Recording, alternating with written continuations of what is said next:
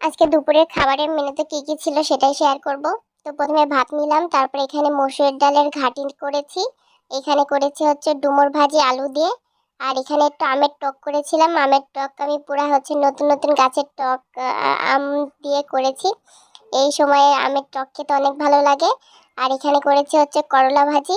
করলা ভাজির মধ্যে আমি আলু দিই নাই, শুধু হচ্ছে খালি করলা ভাজি করেছি। আর এখানে আমি পাতলা ডাল নিয়েছি। তো আমাদের বাসায় হচ্ছে ডাল সবাই পাতলাই খাই, তবে আমার ঘন ডাল পছন্দ। আর একটা নিয়ে নিয়েছি কাঁচা মরিচ। তো সবাইকে আরেকবার দেখিয়ে দিচ্ছি, দেখো। তো আজকের হচ্ছে কোনো মাছ মাংস কোনো কিছু করিনি, সম্পূর্ণ একটা ভেজিটেবল থালি করেছি।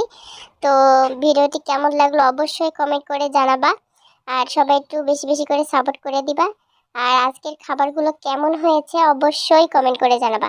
তো আজকের ভিডিওটাই পর্যন্ত, দেখা হবে পরের ভিডিওতে। আল্লাহ হাফেজ।